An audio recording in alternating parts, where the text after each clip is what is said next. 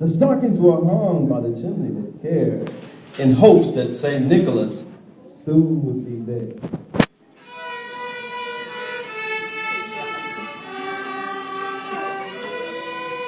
The children were nestled all snug in their beds, while visions of sugar plums danced in their heads.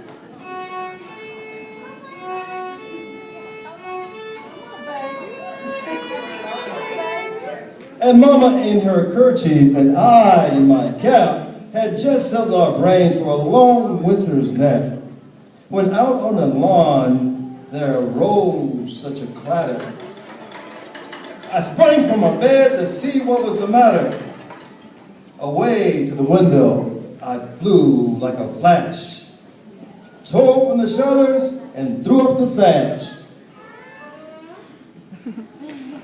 The moon on the breast of the new fallen snow gave the luster of a midday to objects below, when what to my wondering eyes should appear but a miniature sleigh and 8 tiny reindeer, with a little old driver so lively and quick, I knew in a moment it must be St. Nick.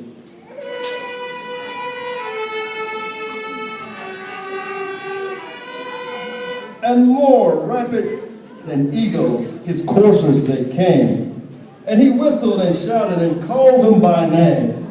Now Dasher, now Dancer, Prancer, and Vixen, on Comet, on Cupid, on Donner, and Blitzen, to the top of the porch, to the top of the wall. Now dash away, dash away, dash away all. As dry leaves that before the wind hurricane fly, when they meet with an obstacle, mount to the sky. So up on the housetop,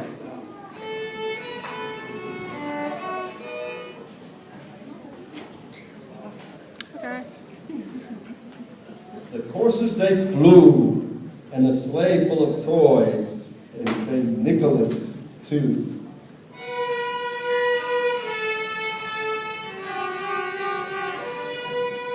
And then in a twinkling, I heard on the roof the prancing and pawing of each little hoof, as I drew in my head and was turning around down the chimney, St. Nicholas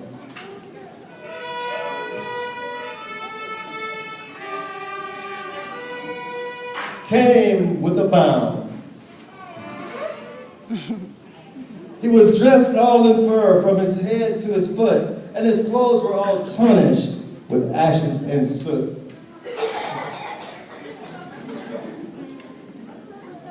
A bundle of toys he had flung on his back. He looked like a peddler just opening his pack. His eyes, how they twinkled.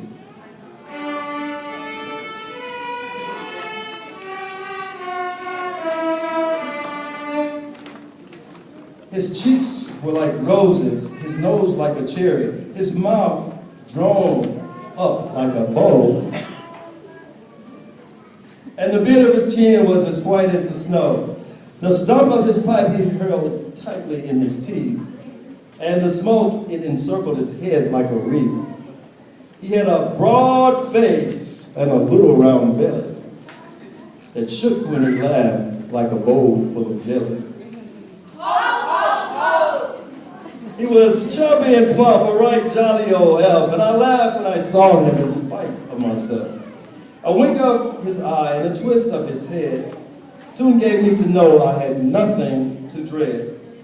He spoke not a word, but went straight to his work, and filled all the stockings, then turned with a jerk, and laying his finger aside his nose, he gave a nod, and up the chimney he rose. He sprang to his sleigh, to his team he gave a whistle, and away they all flew like the dawn of a thistle. But I heard him exclaim ere he drove out of sight, "Happy Christmas to all, and to all a good night."